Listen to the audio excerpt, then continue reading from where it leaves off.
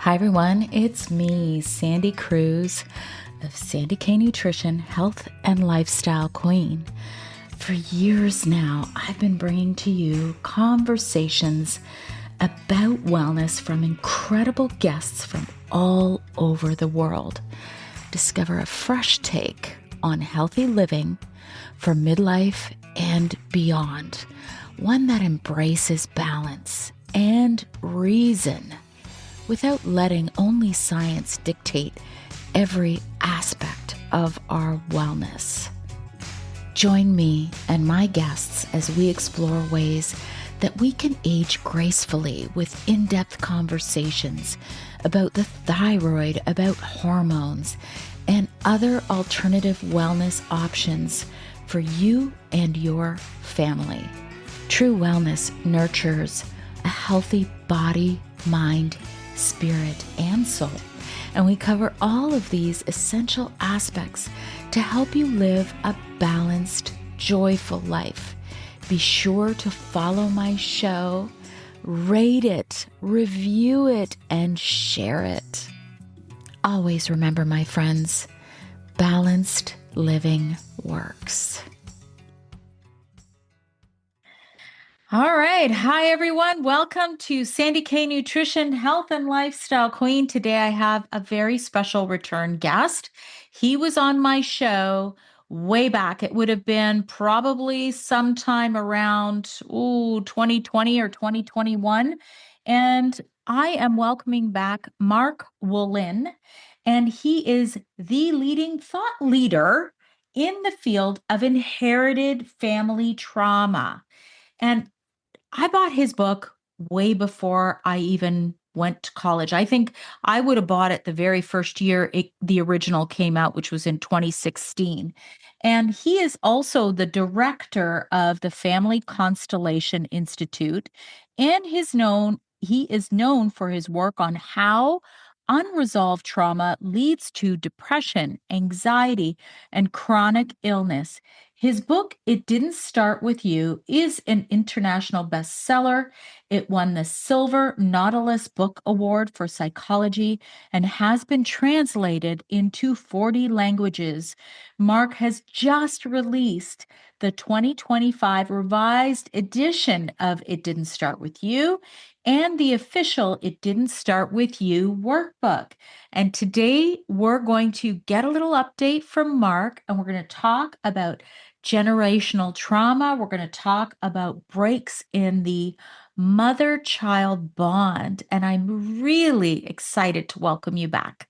So welcome, Mark. Thank you for coming. Sandy, thank you for having me back again.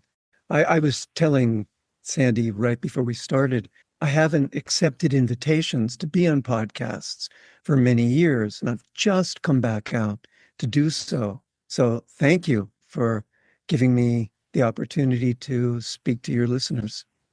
What I noticed, and this goes way back to when you were on my podcast when I first started, and this is really interesting, and this is why I really wanted to connect with you again, is because I was just starting out, and somehow Mark felt energetically aligned to record with me. So I didn't have a massive presence back then.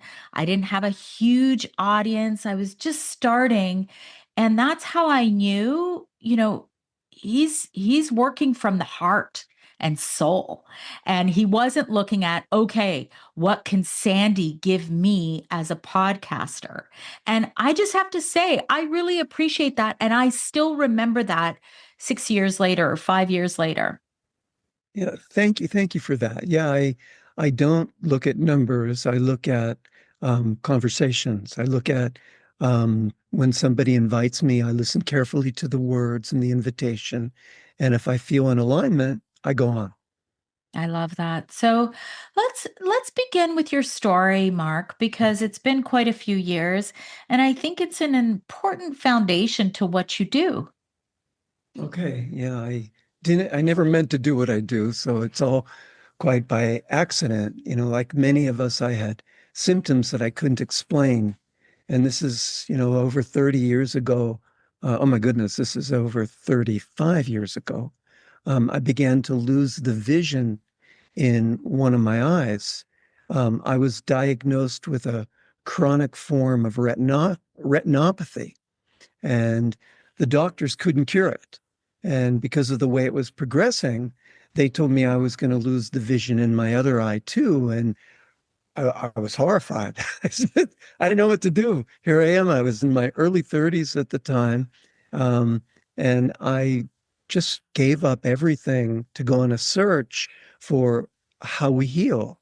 And literally, this search led me around the world, um, halfway around the globe. I mean, as far as Indonesia, where I learned from several wise teachers who taught me some fundamental principles, one of which was the importance of healing my relationship with my parents that had been pretty broken. Um, but before I could even do that, I had to heal what stood in the way, which was inherited family trauma, specifically anxiety that I had inherited from my grandparents who were all orphaned in some way. Three of them lost their mothers when they were babies and infants, and the fourth loses her dad at age 1. So ultimately, she loses her mother too in the grief. And this was the real cause of my vision loss, this anxiety. So it also created, a mom and a dad who didn't really have parents who had moms or dads, and um, breaks in the mother-child bonds had also traveled down the pike, so to speak. So just like my parents, I had inherited this feeling of being broken from a mother's love because everybody was. And this was what was passed down in my family.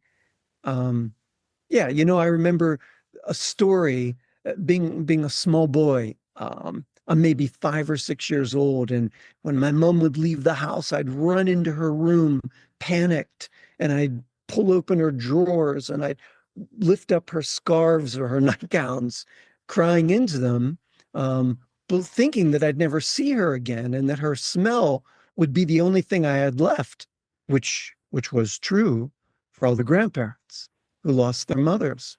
I remember sharing this with my mom, and she told me she did the same thing when her mother left the house. So after healing the broken bond with my mom, my vision came back, which was crazy. I didn't expect it to. I just followed the course that was laid out in front of me, which was healing. And afterwards, when my own vision came back, I felt compelled to share these principles with people that I had learned. And ultimately, I developed a method for healing the effects of inherited family trauma and healing breaks in the mother child bond. That is a powerful story, hero's journey. I think when a lot of us have that foundation, it's unfortunate that it happens to us, but it really strengthens a lot of why we do what we do. And I find that really fascinating, this mother child bond. And you mentioned in your family lineage that there was that bond that was missing. I think I might have told you this on the last podcast. My father, his mother died giving birth to him. So he never knew his mom. He never even had a photo of her, Mark, because this is like old school Croatia farmers. They were very poor. They never had a camera. They barely had enough food to eat. And she died. He doesn't even know where she's buried. And so my dad's going to be 88 in April. And he's great other than this arthritis. And I've gone down that whole rabbit hole of this inherited family trauma and done what I could do, but he's older. He's like almost 89, so he doesn't want to listen to me giving him advice on what he needs to do to heal. No, but it's important that you know it. You see, This is exactly the type of information that we need to excavate in our family. For example, so your dad has a break in the attachment, never meets his mom. She dies um, early, and the fight, flight, freeze responses that your dad that would be generated by your dad's autonomic nervous system to protect him from loss would be heritable.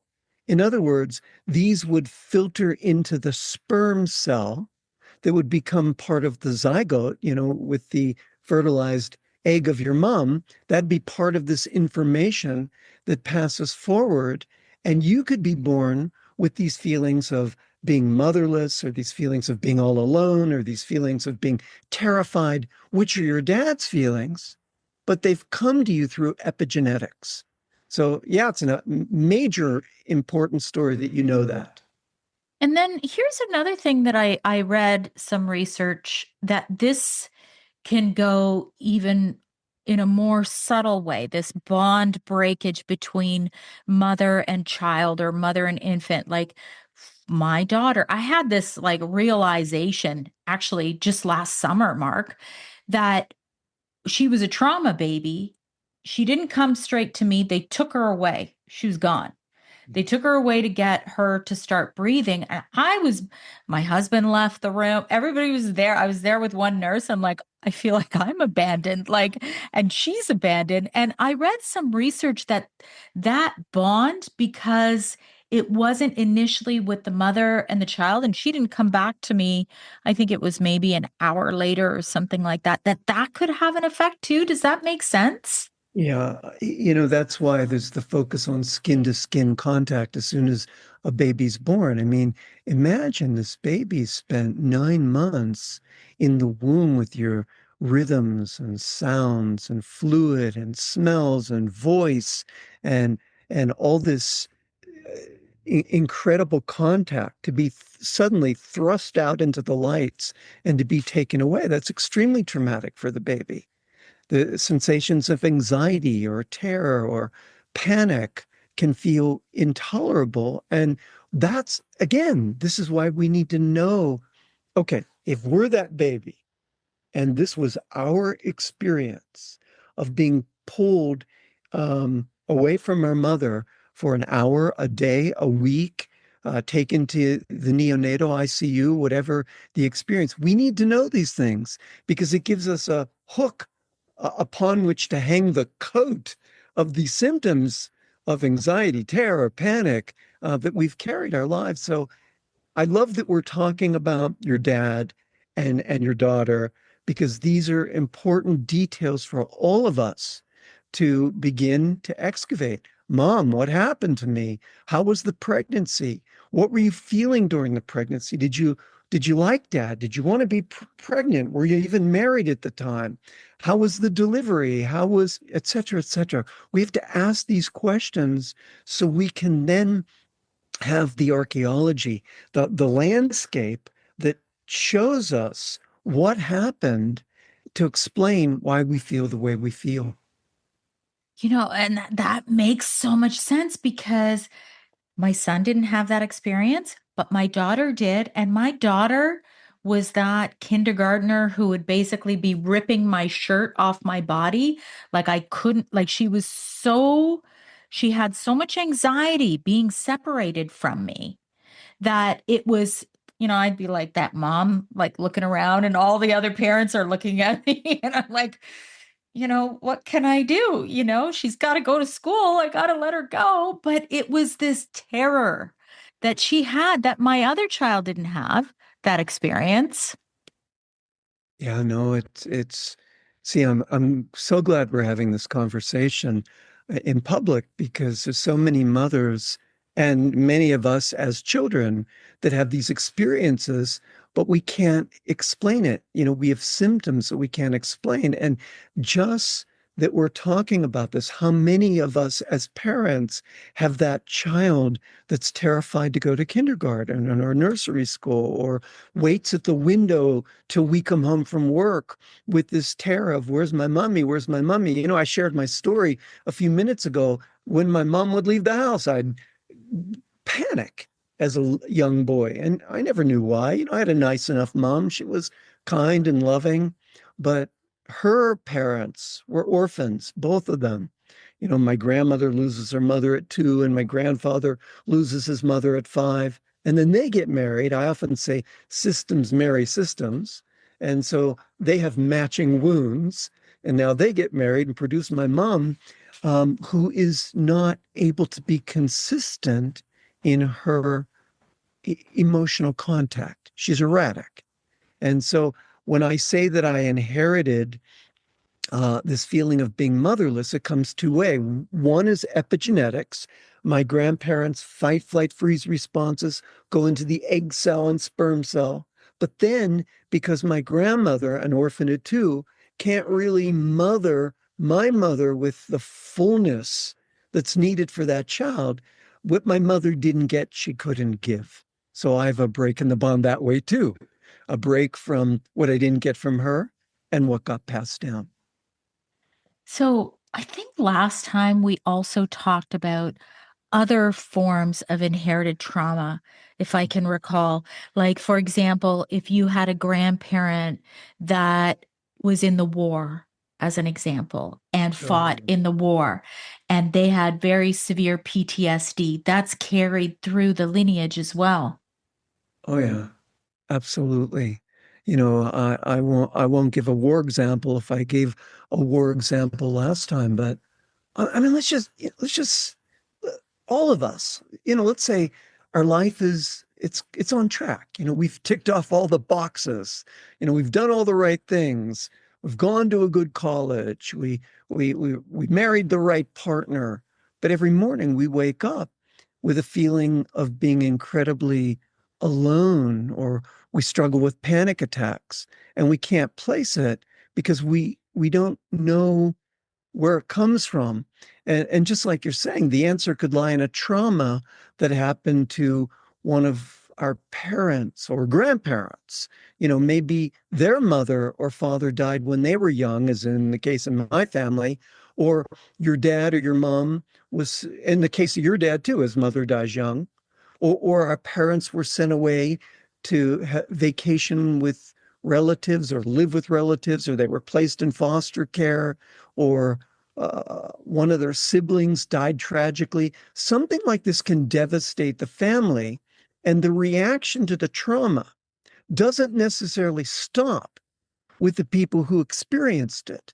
The feelings and the sensations, specifically the stress responses, as I said earlier, the fight, flight, freeze responses, the way the genes express, this can pass forward to the children and grandchildren, affecting them in a similar way, even though they didn't personally experience the trauma themselves. Does that make sense, Sandy? It totally does. So essentially, I guess it all begins with understanding your story. But what if you have no one to ask? What if Yeah. you don't, you feel all of these things, but you have no parents, or you have no relationship, or you have no one to go to ask questions. It'll come out in our behavior. So, people always ask me this question, Mark, how do I know if I'm being affected by inherited trauma? And, because many of us feel like we're carrying something that doesn't belong to us. We have this fear, or this sadness, or this grief, or we're struggling with a health condition that we can't explain, panic attacks, or chronic exhaustion, or an autoimmune illness. And, we can't put it together because our parents were good enough.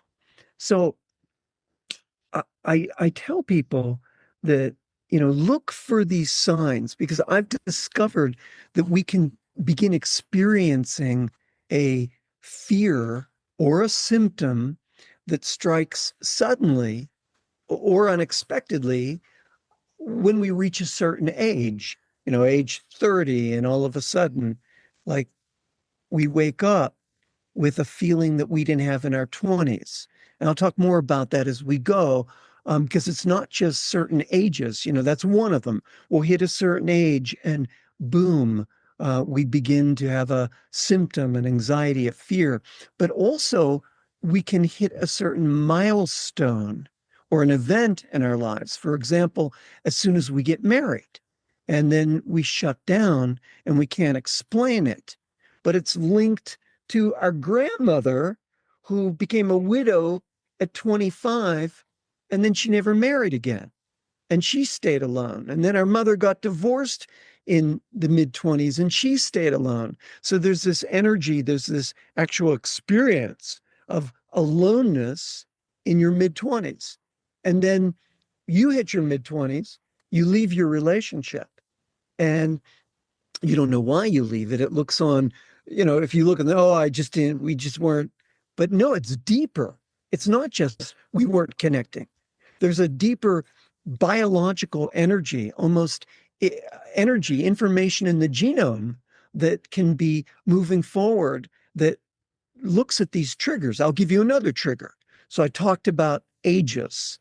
I talked about milestone or event.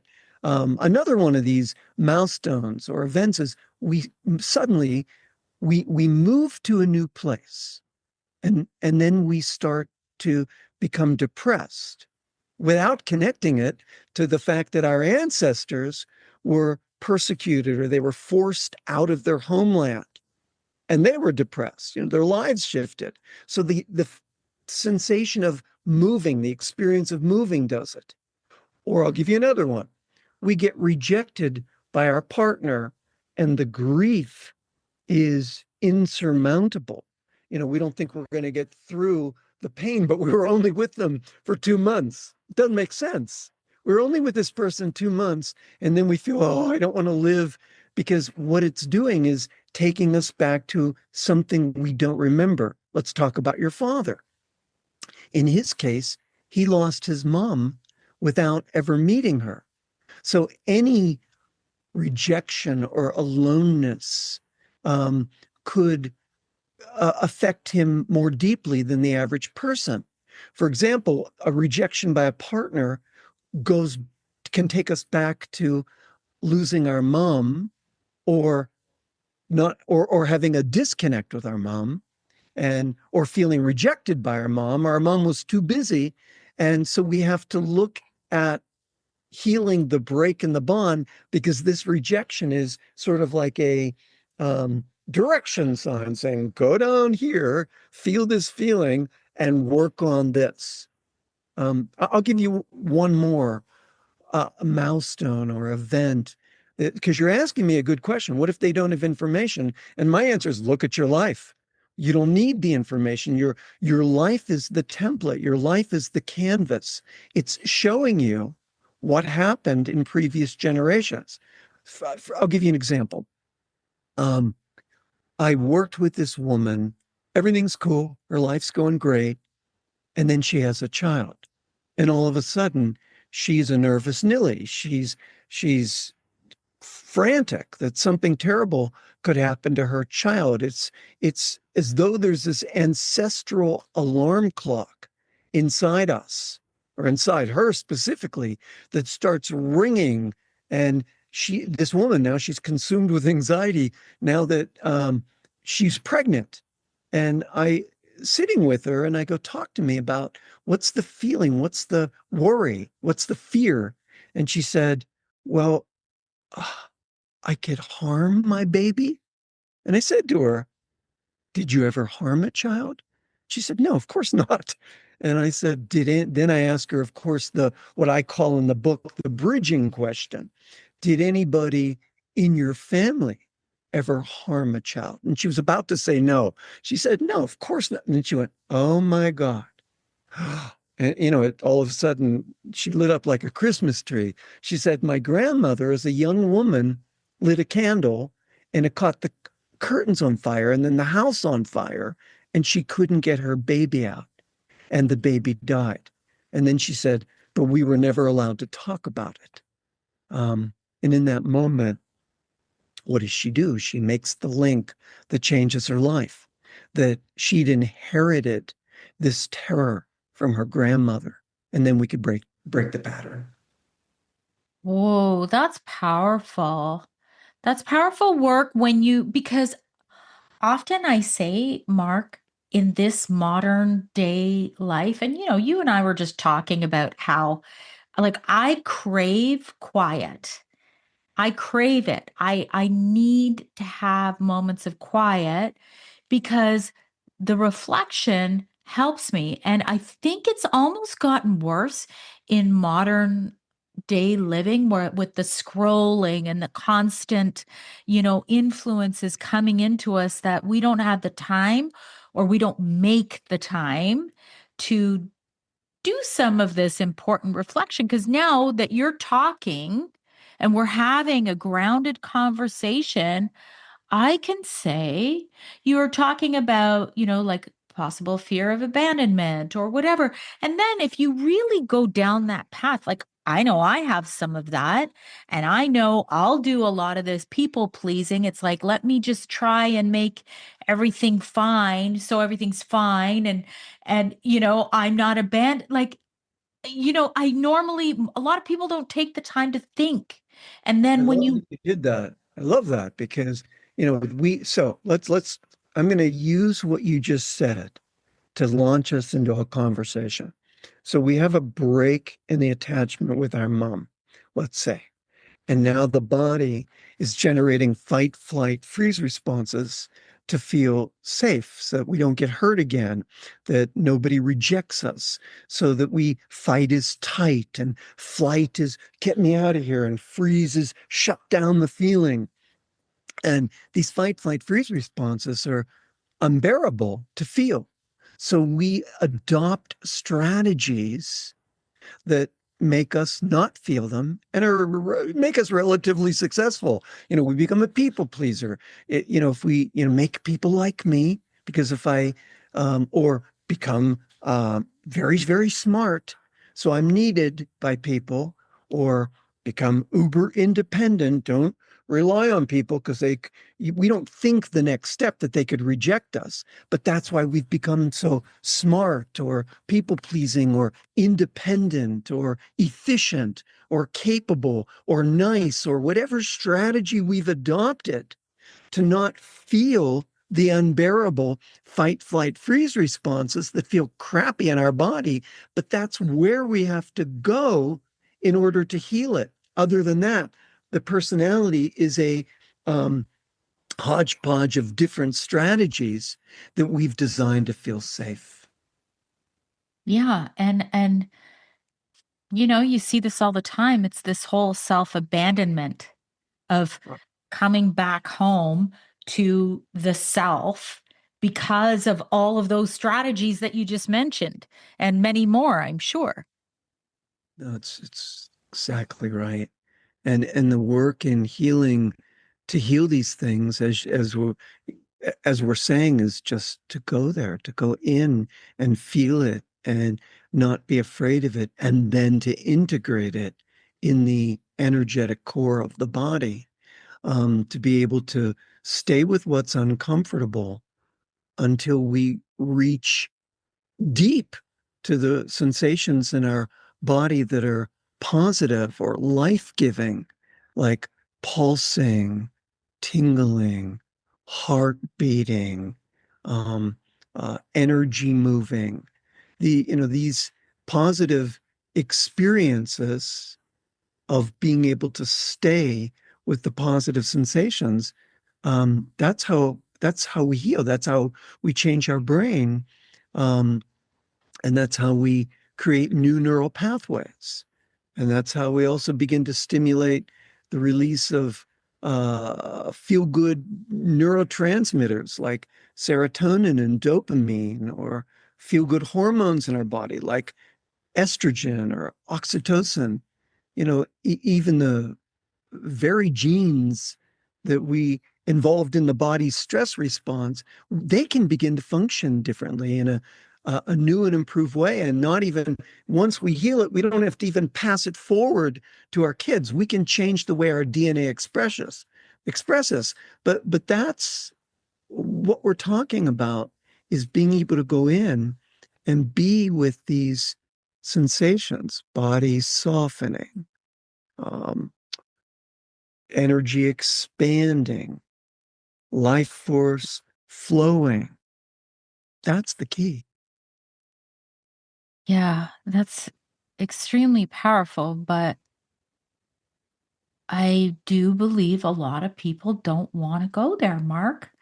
And you can't make somebody go there, right? You can't make someone do the work. And that's like everybody that I have interviewed who are really these thought leaders in improving the self, the first step is to say, I want to explore this. Yeah, well, you said it yourself, we can't force that. But after a while, we probably get tired of our own reactivity and tired of pushing people away or tired of being in a relationship and feel like we love through a glass wall because we can't fully connect or we can't receive, we can't take in love. And we hit this wall so many times that we say, okay, I'm ready. I'm ready. Look, that's why I wrote the book. Um, all the books, really. I wrote all the books to help people go in and I try to make it painless as possible. And that's, I think, what I'm known for, being able to explain difficult concepts very simply, but also to take people into healing in a very feel good, simple way. Um, so, that's my mission. My mission is to help those of us who suffer and don't know why we suffer, and then to give us a path forward um, into our own healing process. Talk to me because you kind of touched on it a little bit about patterns. You know how you see patterns in families. And often it'll be like the same mistakes. Like you touched on it just now. I've You been know, touching on it. yeah, yeah. Like, let's say, you see one young mother become pregnant and a single mom at age 16, and then her daughter repeats it, and then and you see these repeated patterns. How that goes back to where, Uh, Mark? the answer to that is some of it's epigenetics, but not all of it. Some of it is unconscious loyalty. And we really don't know how this works. But there are, epigenetics, that's easy. You have a trauma, you have a response to the trauma. The response to that trauma goes in the epigenome, and then the kids and the grandkids carry that response to the trauma. But what you're saying is, how does our father's brother our grandfather's brother die at 20, our father's brother die around 20, and our own brother start to get a health condition around 20. How does that happen? And as best as I can say, there seems to be we're inside this greater soul that wants healing. And so it keeps throwing up these patterns, forcing us to look at how we heal. It makes me think of a case I worked with the other day. Um, a 40-year-old woman, she doesn't understand why she leaves all her relationships just after a few months. I mean, her longest relationship is 9 months long, and she's 40. But otherwise, her life is great. She's very successful. She's a lawyer. She has lots of friends. But when I ask her, what do you feel when you're in a relationship? What's the feeling? She said, well, I feel trapped, disconnected, and disgusted, she said, whenever they make love to me. And I'm going, whoa, okay, let's get the story behind that. Tell me about your mom. Tell me about your grand. Well, it was just as far as her mom. This is amazing, though. Her mother was deeply in love with her high school sweetheart. And he tells her, look, I got to leave town for a little bit, but I'm coming back. And when I come back, we're getting married. Well, she doesn't believe him. So she starts dating and she gets pregnant by my client's father.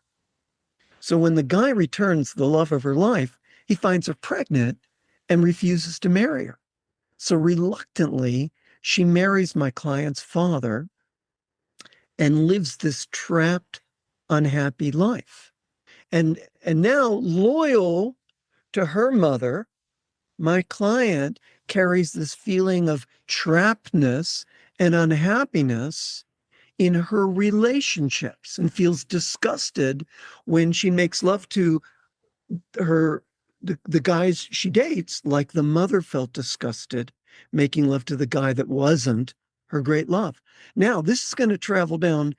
If this woman were to have children, she didn't have children, but if it were, we'd see a similar pattern that is asking to be healed. Does that make sense, Sandy? Totally. Okay, good. Yeah, it totally makes sense. And then, but it's like, you've got this giant puzzle, and whether all the pieces are there or not, you're working with what you've got, and you notice at, I guess, symptoms in your body, like you said, the anxiousness, the fight flight feeling.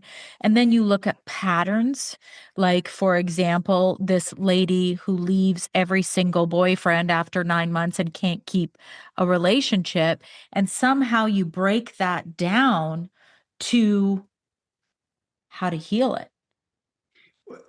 Going back to this story, so look, we as parents, our children are our legacy, but we have to ask, as parents, what are we really handing down? Um, this mother who marries this man who the client's father, and shuts down. Obviously, fight, flight, freeze responses never heal. So when he touches her, she tightens or she shuts down or her body goes into a flight response. That is mom's job to heal that. Well, she doesn't. And now the daughter's picked it up. And now she's experiencing her mom's experience, which didn't even start with her.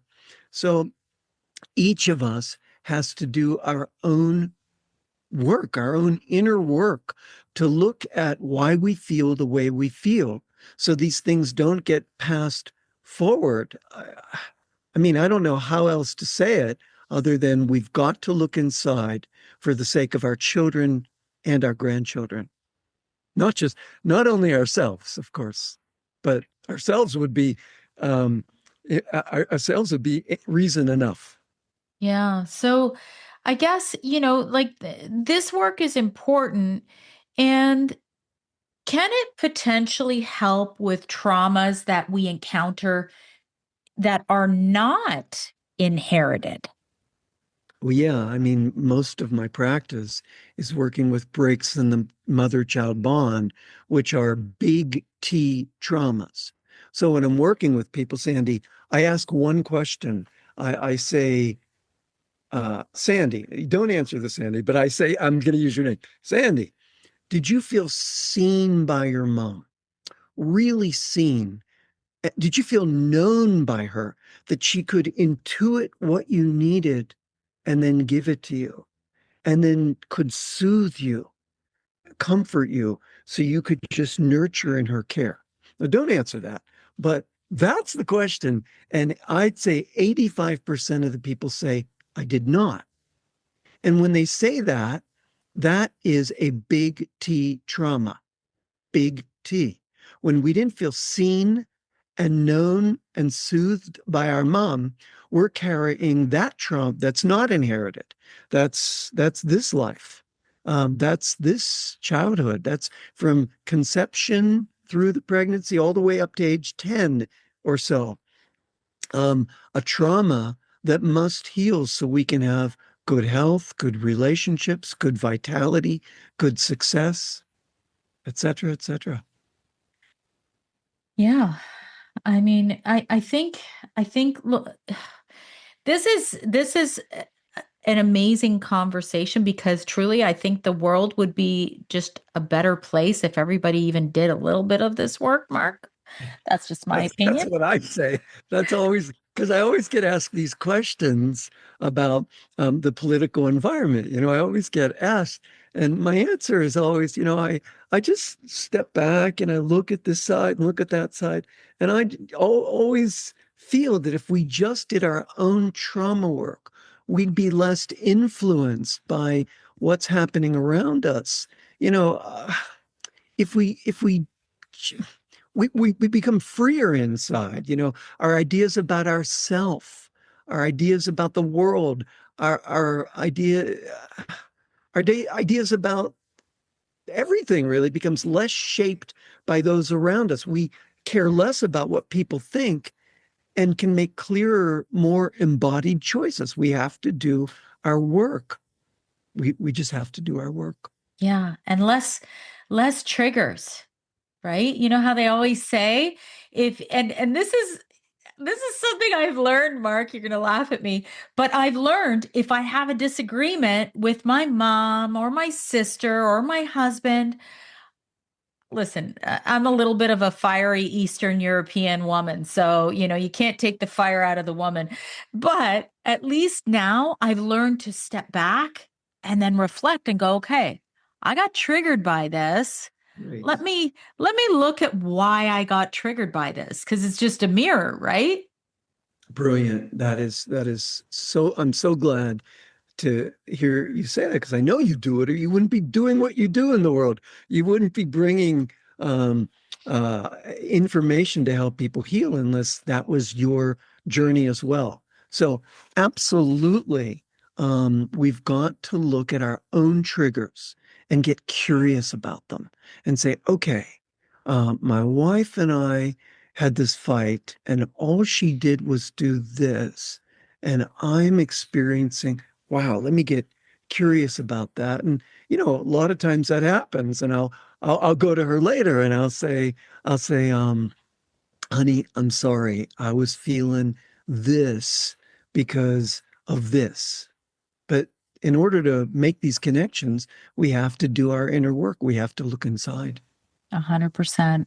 Yeah. So let's get into just a little bit. I just have a couple questions about your book because I Okay. have your original book. It didn't start with you. And I know I haven't seen the new one yet, but there's something that you speak about core language. Do you want to get into that? Like, what does that mean, core language? How do you break that down? Well, core language is the trauma language we speak, and we don't do it consciously. These words just come out. So, for example, I found a way to, uh, I mean, I could show you. One of the questions I get asked all the time is, Mark, how do you know it's a generational trauma we're struggling with or an attachment trauma that we struggle with? And I developed a tool in both books. The first one that you have in the new book that called the core sentence. And it's literally helps us differentiate between the two types of trauma. Let me show you how it works. So the core sentence is asking you a question that will bring up some of your trauma language, what I call core language. So I'm going to ask it to the listeners, and listeners, do not do this if you don't feel safe doing it. Take care of yourselves. But here's the question I ask. If your life were to fall apart, if things went terribly wrong, what's your worst fear? What's the worst thing that could happen to you? And then when you answer that inside your body, keep bringing it deeper and deeper by saying, okay, if that happened, then what? What's the worst part of that? And if that happened, then what? What's the worst part of that? And you'll get down to a sentence that'll create a reaction in your body. And that's the core sentence. And it can go in two different directions, generational or attachment. If it's attachment, the sentence will sound like this: I'll be all alone, or I'll be abandoned, or I'll be rejected, or I'll be left, or I'll be helpless, I'll be powerless. These are sentences of your trauma language that tell you likely we're looking at a break in the bond with the mother. But then there's this other type of language that sounds, well, where did that come from? And it's generational. Some people will answer, and when I say, what's your worst fear? What's the worst thing that could happen? They say, I'll be hated by everybody, or I'll do something terrible. I'll harm a child and I won't deserve to live. Or, you can hear that language. Where does that come from? That's definitely generational language. And that tells us we might be looking, the next question will be, did anyone in your family ever harm a, a person or a child? Just like I told you that story a little bit ago about that woman who said she's fine, but then she gets pregnant and is worried she could hurt her child. And when I asked her, did anyone in your family ever hurt a child? And she was about to say no. And she went, wait a minute. And she talked about the fire that the grandmother lit and couldn't get that baby outside. So there's definitely, I'll give you some more generational language. I'll go crazy. I'll be locked up. Well, let me ask you a question. Did you have a grandmother or a grandmother's sister or great grandmother that was institutionalized? Or I'll be sent away.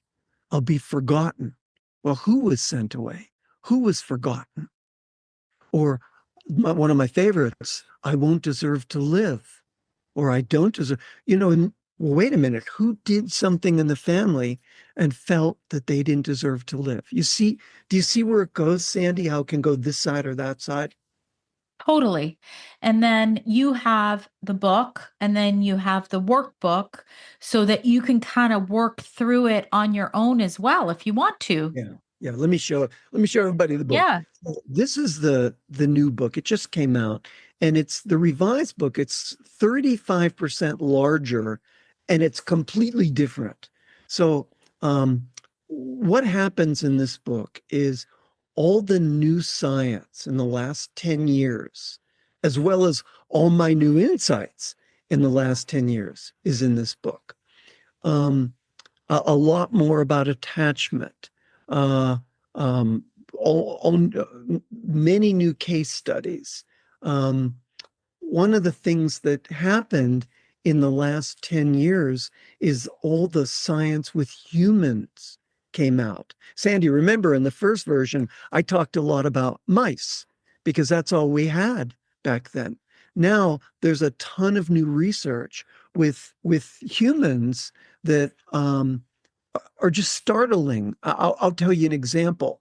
They looked at in 2025, they did a study where the researchers examined war-related violence in 3 generations of Syrian refugees that had experienced war, and they discovered an intergenerational epigenetic signature of violence that's embedded in the genome. Specifically, they saw epigenetic changes. What they were looking at was DNA methylation. That's technical. We don't need to worry about it. But these epigenetic changes were found in the pregnant grandmothers who were directly exposed to the war violence, and then their daughters who were prenatally exposed because they were in the womb, and then the grandchildren because the eggs of the inside our mother, who's in our grandmother's womb, we're in that womb too after 5 months of being pregnant. So the grandchildren were prenatally exposed, germline exposed, you could say, to the violence. And they could see the same signature in all 3 generations. That's one study. I could give you a gazillion that are in this book. I'll tell you one more. This is interesting too. okay. So in 2017, they looked at Brazilian grandmothers in a particular city. I think it was São Gonçalo, the city, and these grandmothers that were exposed to partner violence while pregnant with their daughters. And then these daughters would then become mothers themselves. And the researchers discovered that they were able to pass the effects of that violence onto the grandchildren. So anyway, the book, here it is again. is filled with, all the cool science with humans that's come out in the last 10 years, all my new insights. It's like a completely different book. And then, um, boy, I feel like I'm self-promoting. I hate to do this stuff. No, I want to hear about the Okay. All right. workbook And too, then, because that's all new right. too. All right. All right. And then I wrote this workbook, and it's like having a private session with me. So in the workbook, I love these books. I love these. I love this workbook because what it asks you to do, there's all these uh, questions and graphs and charts. What it asks you to do is to stand in your own family constellations. So I have the readers literally put shoes on the floor and stand as their mothers or their fathers or their ancestors or their grandparents or their younger selves. I have you stand in shoes as you when you're young, and then your mother and your father, and to be able to experience what you felt that you can't remember because it viscerally will show up in the body. So there's this for those who want to take their personal work more deeply, and then there's this for people who want to read about this stuff. And there's lots of course, work in here I ask people to do too. But there you go. There's the two new books I'm excited about. Well, I'm excited about it too because I am always up for self improvement and self discovery. Because anything I mean, I'm a lifelong learner. I'm always going to try and learn more and then also improve more because, you look back at your stories of when you were 25, and there's some people who never really change or evolve. And then there's some people who are like, oh my God, I can't believe I did that when I was 25. I'm such a different person today. Right? Yeah, no, and Sandy, that's why I accepted your podcast all those years ago, because I could tell when you wrote me, I could see your sincerity and your depth. And again, here it is. You probably have a great listenership of people that also do their personal work because of who you are. I often see that the um, podcast reflects the audience, and the audience reflects the podcaster. Yeah, that I agree with because this is why you and I talked about this. I'm always about the science. I think the science is really cool and really interesting, but then you have to blend it with the soul and you have to blend it with bioindividuality because no, we aren't robots. And so this is why I resonate with your work. It's very individualized and you kind of keep digging in to get into the nooks and crannies of your story, not what, fits into this box. Yeah, no, I agree with you. I'm big on the science as well. But then, just like you said, we have to then go into the soul. We have to expand in our um, energetic core and expand our sensations of aliveness and vitality to heal. Um, yeah, I mean, I agree. I could talk all day about the science if your listeners want. I mean, just ask me to do that. But I think we're now talking about something that goes beyond the science. I think so too. And I think, that might even be a whole other conversation because with this, there's a very specific way in which you can begin to unravel your story and understand it. And then I think your book probably will go into more of the soul and the healing side of it, correct? Yeah, and I'm writing a new book even as we speak, and that'll be out next year, which I'm excited about, which even goes further in that direction. Um, yeah. I love it. I love it. Is there anything that we didn't touch on that you would like to touch on, Mark? I don't, I think we got it. I mean, I could just say it.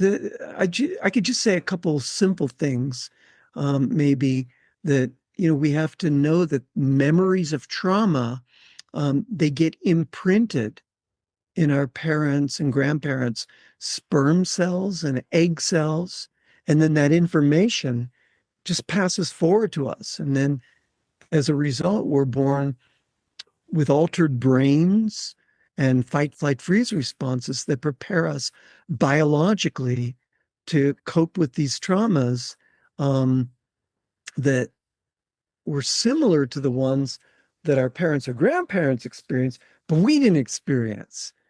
But a walking expression waiting for the right trigger to bring out this material, these that's been latched onto our DNA, and the triggers on the outside, the ages, the experiences, the events, the milestones, the people, the relationships. It's just waiting for this information to burst forth. That's why we have to look at it, because our behavior, how we respond in certain situations, is tied to this. Yeah. It's almost, I just got this like, visual of, not wanting to look at the monsters under the bed. Like, as a child, right? Like you're like sitting there shivering and shaking and terrified. And then you finally look and it's just a bag that's under the bed. You know what I mean? Like, and then, so it's like sometimes we gotta look in order to just And Sandy, relax. an interesting bag too. I find that many Yeah. people who open up this inquiry into genealogy become the genealogists in their family, because what happens is it's fascinating material to see, wait a minute, my grandmother had a sister, the same thing that happened to my mother's sister and my sister. And we start to look at these connections, and we start to say, this is fascinating. And then we become a spokesperson for, generational trauma, because we know how essential it is to look at these things. I love it. I love it. Thank you so much, Mark. I'm so happy to reconnect with you. I really appreciate you and your work. Well, thank you, Sandy. I was happy to have this conversation. I think we went deeper this time, and I love it. So thank you for having me back on your show, and Thank all the you. best to you. Thank you. I hope you enjoyed this episode. Be sure to share it with someone you know might benefit. And always remember, when you rate, review, subscribe, you help to support my content and help me to keep going and bringing these conversations to you each and every week. Join me next week for a new topic, new guest, new exciting conversations to help you live your best life.